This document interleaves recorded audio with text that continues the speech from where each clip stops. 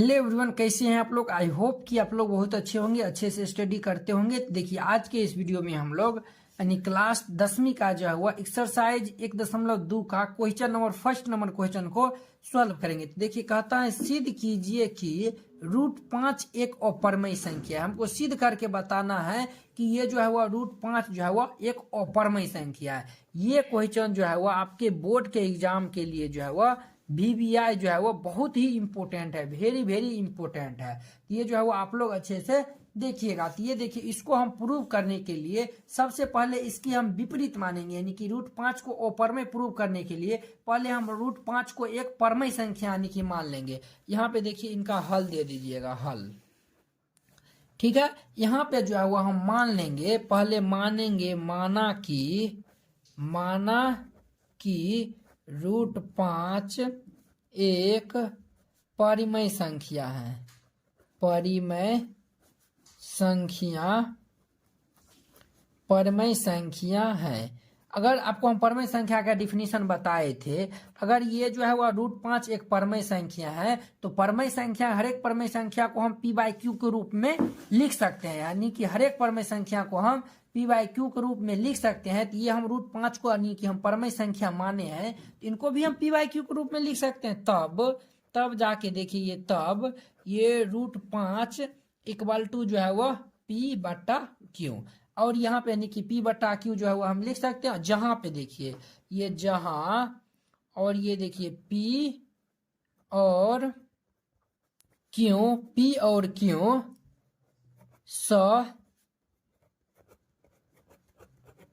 जहां P और Q सअभाज्य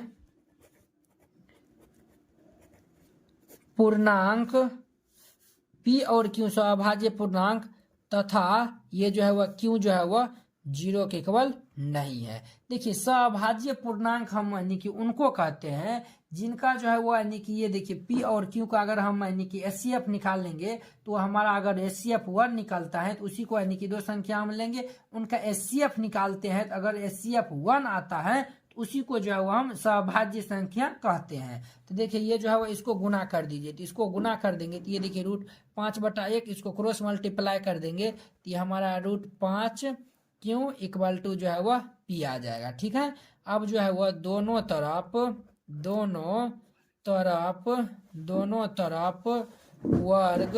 वर्ग करने पर, तो हम दोनों तरफ अगर हम वर्ग करते हैं तो हमारा कितना हो जाएगा, √5 Q का स्क्वायर इक्वल टू P²। दोनों तरफ हम वर्ग कर देंगे तो ये इतना हो गया, तो अब देखिए ये जो है वो ये स्क्वायर रूट कैंसिल हो जाएगा, तो ये हमारा 5Q² इक्वल टू जो है वह P², ये इतना हो जाएगा। तो ये जो है वो हमारा ये इतना हो गया। इनका जो है वो नाम जो है वो हम क्या करते हैं, इनका नाम जो है वो हम फर्स्ट कंसीडर कर लेते हैं। इनका नाम जो है वो आप लोग फर्स्ट दे दीजिएगा। देखिए हम बहुत ही यानी कि स्लो बता रहे हैं ताकि आप लोग को बहुत ही आसानी जो है वह समझ में आ पाएगा। ठीक है, ये इनका नाम हम फर्स्ट दे दिए। अब देखिए आपको हम एक प्रमेय बताए थे, वो प्रमेय हमारा ये था। यहाँ पे देखिए प्रमेय ये कहता है, मान लीजिए P एक अभाज्य संख्या, मान लिए कि जो है वो यानी कि ये प्रमेय आपके यानी कि आपको हम जब बताए थे इंट्रोडक्शन, उसमें हम ये बताए थे, मान लीजिए P एक अभाज्य संख्या है। मान लिए P एक अभाज्य संख्या है, यदि P A² को विभाजित करती है तो P जो है वह A को भी विभाजित करेगी, जहां A जो है वह यानी धनात्मक पूर्णांक है। ये कह रहा है यानी कि P एक अभाज्य संख्या है, अगर उनको A² अगर विभाजित करती है तो ये जो P जो है वह A को भी जो है वह विभाजित करती है। तो यहाँ पे देखिए, यहाँ पे जो अभाज्य संख्या हमारा 5 है, यहाँ पे देखिए आपको हम रफ में जो है वह इनको हम बताते हैं। तो यहाँ पे जो है वह ये देखिए इनको हम यहाँ पे रखते हैं और इनको हम यहाँ पे जो है वह हम बताते हैं रफ में जो है वो यहाँ पे हम आपको बताते हैं। देखिए यहाँ पे ये जो है वो 5 हमारा अभाज्य संख्या है। तो ये देखिए ये जो है वो हमारा कितना है, तो ये हमारा जो है वो यानी कि 5Q² इक्वल टू जो है वह ये हमारा कितना है, तो P² है। ठीक है, तो देखिए यहाँ पे जो है वह Q² इक्वल टू जो है वह P² 5। यहाँ पे देखिए अगर पी स्क्वायर को जो है वो 5 यानी कि विभाजित करता है, यानी पी स्क्वायर को अगर 5 विभाजित करता है, यहाँ पे देखिए आपको ये भी हम दिखा रहे हैं, यहाँ पे देखिए अगर पी ए स्क्वायर को विभाजित करता है तो पी ए को भी विभाजित करेगा। यहाँ पे जो यानी कि पी स्क्वायर को यानी कि 5 विभाजित करता है तो ये 5 जो है वो पी को भी विभाजित करेगा। यही हम यहाँ पे लिखेंगे, तो आप लोग देखिएगा अच्छा से। यहाँ पे हम लिखेंगे चूंकि, यहाँ पे लिखेंगे चूंकि ये जो है वह 5, ये जो 5 जो है वह ये हमारा पी स्क्वायर यानी कि 5 जो है वह ये पी स्क्वायर को विभाजित, 5 जो है वह 5 पी स्क्वायर को विभाजित करता है तो जो है वह ये जो है वह 5 जो है वह पी को भी जो है वह विभाजित करेगा, 5 पी को भी विभाजित करेगा। ये हम मान लिए यानी 5 जो है वह पी को भी जो है वह विभाजित करेगा। तो ये इतना तक समझ गए। तो देखिए 5 जो विभाजित करेगा तो यहाँ पे देखिए ये यानी कि हम लिखेंगे माना ये जो 5 पी को विभाजित करता है यानी कि पी बटा ये 5 यानी 5 पी को विभाजित कर रहा है यानी कि 5 जो है पी यानी कि पी में यानी 5 से हम 5 पी में भाग देंगे तो हम मान लेते हैं कि कुछ जो है वह एन आता है। यहाँ पे हम लिख देंगे जहाँ जो है वह एन जो है वह क्या है हमारा, जहाँ एन कोई धनात्मक पूर्णांक है,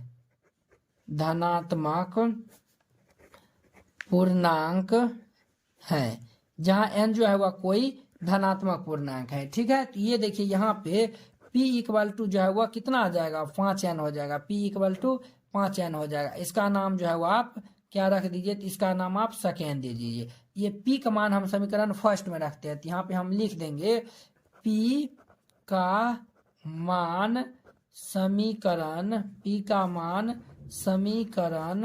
फर्स्ट में रखने पर, यानी कि P का मान समीकरण हम फर्स्ट में रखते हैं, रखने पर। तो ये जो है वो P हमारा कितना है, 5 Q square equal to P का स्थान पर 5n है, तो ये हमारा हो जाएगा 5n का जो है वह होल स्क्वायर हो जाएगा, 5n का होल स्क्वायर। तो ये हमारा हो जाएगा 5 Q square equal to 25n square, 25n square होगा।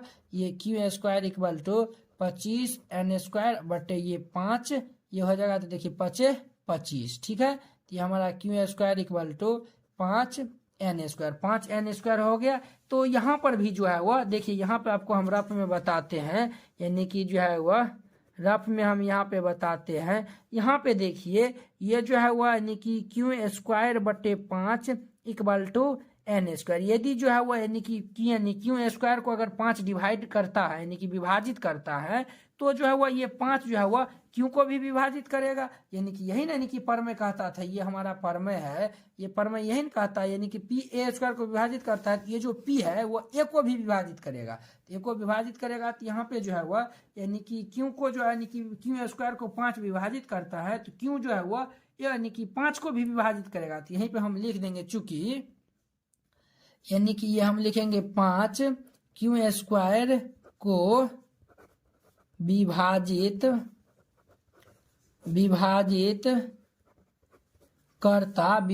करता है तो 5 क्यू को भी विभाजित करेगा। ये जो है वह 5 क्यू यानी क्यू को जो है वह विभाजित करेगा। तो यानी कि 5 जब क्यू को विभाजित करेगा तो हम लिखेंगे माना ये जो है वह यानी क्यू बटा 5, यानी 5 जो है वह क्यू को विभाजित करता है तो मान चलिए कुछ m आता है। ठीक है, जहाँ पे जो है वह यहाँ पे जहाँ m जो है वह जहाँ m कोई धनात्मक पूर्णांक, जहाँ m कोई धनात्मक पूर्णांक है, तो m जहाँ कोई धनात्मक पूर्णांक है तो ये देखिए q इक्वल टू कितना आया है, 5m आया है, q इक्वल टू कितना आया है, 5m आया हुआ है। तो देखिए इनका नाम जो है वह आप लोग जो है वह इनका नाम जो है वह समीकरण जो है वह 3 दे दीजिए। इनका नाम हम क्या दे दिए, तो समीकरण 3 दे दीजिए। अब देखिए यहाँ पे समीकरण 2 देखिए, समीकरण 2 हमारा है यानी कि P इक्वल टू जो है वह 5 गुने n है, ठीक है। और समीकरण 3 देखिए, समीकरण जो है वह 3 हमारा Q इक्वल टू 5 गुने m। यहाँ पे देखिए उभयनिष्ठ गुणन हमारा क्या है, 5 है। यहाँ पे अभी हम क्या माने थे, P और Q जो है वह सअभाज्य गुणनखंड है। P और Q जो है वह कितना है, यानी कि कौन सा अभाज्य गुणनखंड है, तो सअभाज्य गुणनखंड है। तो P और Q का जो है वह HCF जो है वह 1 होना चाहिए, लेकिन यहाँ पे जो है P और Q का HCF कितना आ रहा है, 5 आ रहा है। लेकिन ये तो हमारा गलत है, यानी P और Q जो है वो अभाज्य संख्या नहीं, सअभाज्य संख्या नहीं है। तो ये तो हम पहले ही माने थे नहीं कि रूट जो है वो यानी कि 5 यानी कि उल्टा विपरीत मान लिए थे। यही बात अब हमको यहाँ पे लिखना है, यानी कि ये जो यानी समीकरण 2 और 3 से जो निष्कर्ष निकला हुआ है वही बात हम यहाँ पे लिखते हैं। तो यहाँ पे हम लिखेंगे समीकरण यहाँ पे हम लिखेंगे समीकरण 2 और समीकरण 2 और 3, समीकरण 2 और 3 से देखा, समीकरण 2 और 3 से देखा जा सकता है कि P और Q में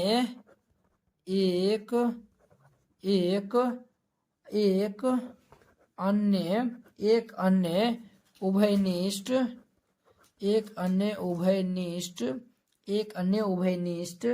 गुणनखंड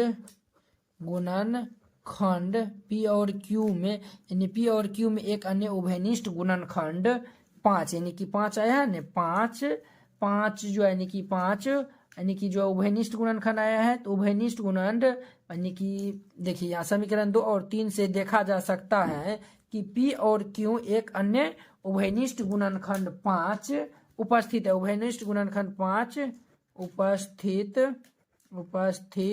है, ठीक है। यहाँ पे हम लिखेंगे अतः ये P और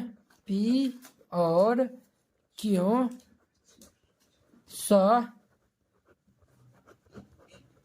अभाज्य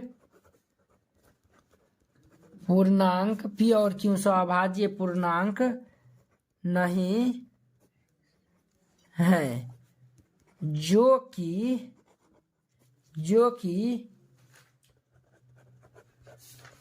हमारी कल्पना विपरीत है। अब यहाँ पे हम लिख देंगे अतः √5 एक अपरिमेय संख्या है। देखिए ये हम लिखे हैं, यानी कि समीकरण 2 और 3 से जो हुआ हमें ये यानी कि पता लगता है कि ये जो P और Q को हम सअभाज्य यानी कि माने थे, लेकिन यहाँ पे उभयनिष्ठ आ गया, P और Q में जो हुआ 5 आ गए हैं। तो यही बात जो है हम यहाँ पे लिखे हैं, समीकरण 2 और 3 से देखा जा सकता है कि P और Q में एक अन्य उभयनिष्ठ गुणनखंड 5 जो है वह उपस्थित है। यहाँ पे देखिए P और Q जो है वह एक अन्य उभयनिष्ठ गुणनखंड कितना है, 5 उपस्थित है। अतः P और Q सअभाज्य पूर्णांक नहीं है। तो ये तो P और Q जो है वह सअभाज्य पूर्णांक नहीं है, जो कि हमारी कल्पना विपरीत है, यानी कि हम तो यानी कि विपरीत उनके माने थे। अब लिखेंगे अतः √5 एक अपरिमेय संख्या है। तो उम्मीद करते हैं कि आप लोग ये यानी कि फर्स्ट नंबर क्वेश्चन जो बहुत ही अच्छा तरीका से समझ गए होंगे। तो चलिए हम अगले वीडियो में मिलते हैं 2 नंबर क्वेश्चन के साथ। अगर यह वीडियो आप लोग को अच्छा लगा होगा तो लाइक, कमेंट एंड अपने दोस्तों के बीच शेयर कीजिएगा। तो चलिए अब हम अगले वीडियो में मिलते हैं। जय हिंद।